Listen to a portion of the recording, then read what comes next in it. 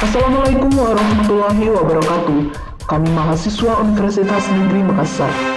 Video ini dibuat untuk menyelesaikan tugas kelompok di mata kuliah Perencanaan Pengajaran Universitas Negeri Jakarta dengan dosen pengampu Dwi Kismayanti Respati SPD MAK.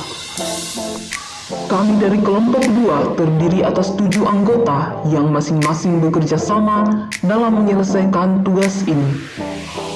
Maria Alfiani 1994 04 1039, Triani Agatha 1994 04 1041, Nabila Bahar 1994 34 2003, Nurul Wahyuni 1994 04 1042, Rahul 1994 34 2002, Nur Reski Asman 1994 34 2009, Fatwa Nur Hidayah 1994 34 2008. Kami dari kelompok 2 akan membahas materi tentang perencanaan pembelajaran. So, langsung saja inilah video presentasi dari kelompok kami.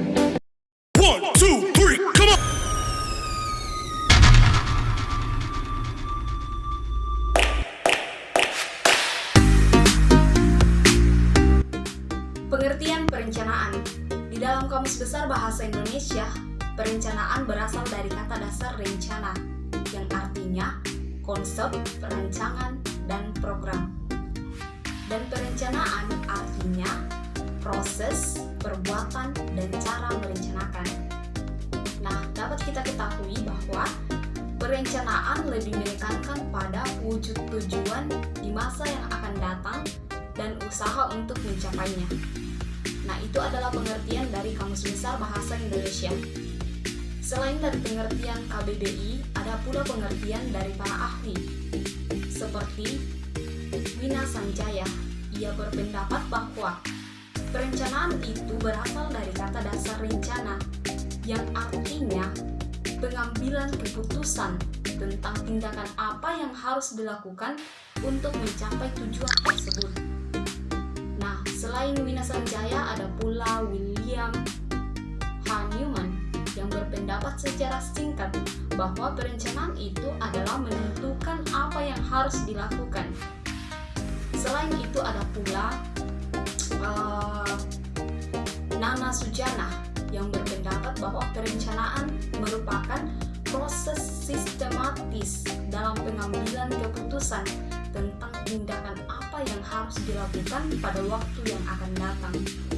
Nah, itulah beberapa pengertian tentang perencanaan dari KBBI dan dari para ahli. Selanjutnya adalah unsur-unsur perencanaan. Di dalam perencanaan ada 4 unsur penting yang terdapat dan terkandung di dalamnya.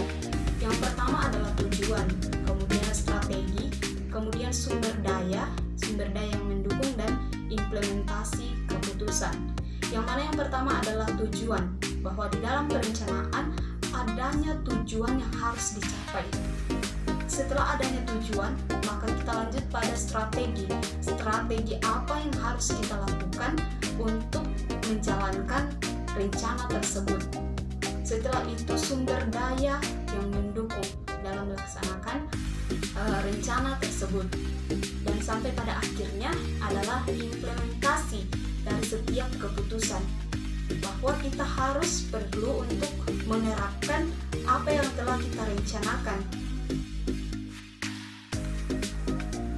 Pembelajaran adalah suatu proses memanfaatkan segala sumber daya dan potensi yang terdapat dalam diri siswa, baik itu potensi dari dalam seperti minat dan bakat, maupun potensi dari luar seperti lingkungan, sarana dan prasarana, serta sumber belajar.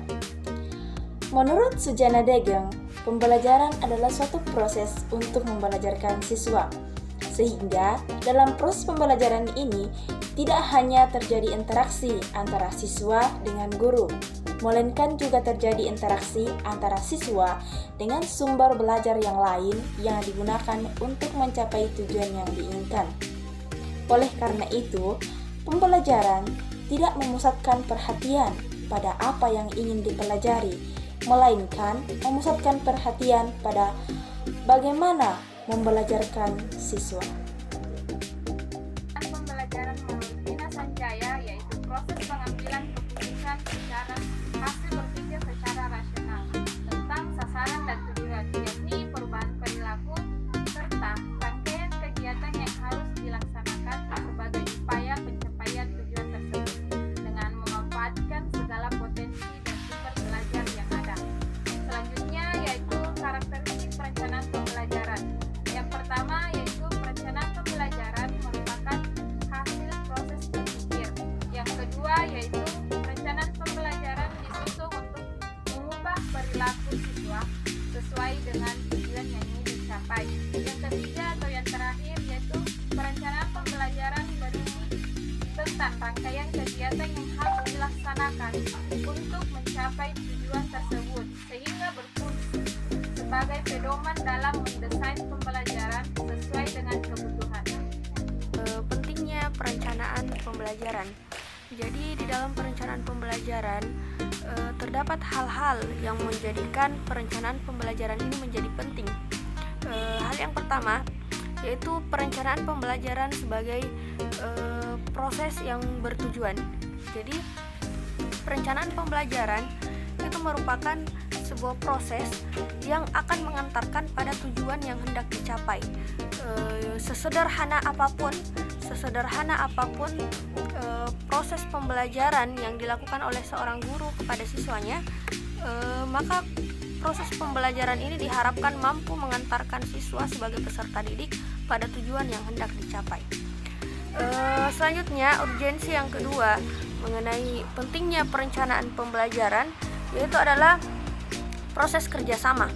Jadi di dalam proses belajar mengajar perlu dibangun yang namanya kerjasama antara guru sebagai tenaga pendidik dan siswa sebagai peserta didik. Selanjutnya, pentingnya perencanaan pembelajaran yang ketiga yaitu sebagai proses yang kompleks. Jadi mengapa guru penting untuk menyusun perencanaan pembelajaran? Karena proses belajar mengajar itu proses yang kompleks, bukan hanya sekedar upaya mentransfer ilmu pengetahuan, tetapi juga di situ terjadi pola pembentukan perilaku. Baik, selanjutnya yang keempat, pentingnya perencanaan pembelajaran yaitu sebagai perencanaan pembelajaran ini bisa diupayakan menjadi efektif jika seandainya guru dan siswa memanfaatkan sarana dan prasarana yang ada sehingga proses pembelajaran bisa menjadi sesuai dengan yang diinginkan.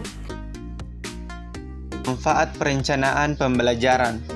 Yang pertama itu, melalui proses perencanaan yang matang, kita akan terhindar dari keberhasilan yang bersifat untung-untungan.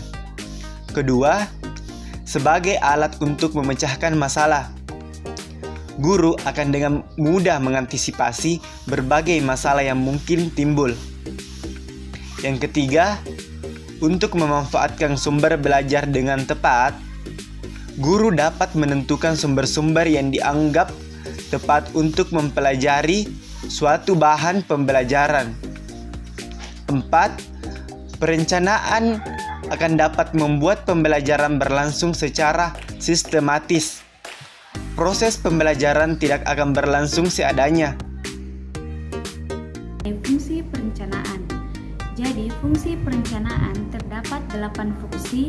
Yang pertama yaitu fungsi kreatif, yaitu ada feedback untuk memperbaiki kelemahan program dan menemukan hal-hal baru. Selanjutnya, fungsi inovatif. Suatu inovasi akan muncul jika terjadi kesenjangan antara harapan dan kenyataan. Selanjutnya, ada fungsi selektif. Kita dapat menyeleksi strategi mana yang dianggap lebih efektif dan efisien, serta dapat memilih materi yang sesuai dan tidak sesuai. Selanjutnya, ada fungsi komunikatif. Dokumen perencanaan harus dapat mengomunikasikan kepada semua pihak yang terlibat, baik kepada guru, siswa, kepala sekolah, bahkan pihak eksternal seperti orang tua dan masyarakat. Selanjutnya ada fungsi prediktif, yaitu dapat menggambarkan apa yang akan terjadi setelah program diterapkan dan hasil apa yang akan dicapai. Selanjutnya ada fungsi akurasi, yaitu guru dapat menakar waktu yang diperlukan untuk menyampaikan materi pelajaran tertentu.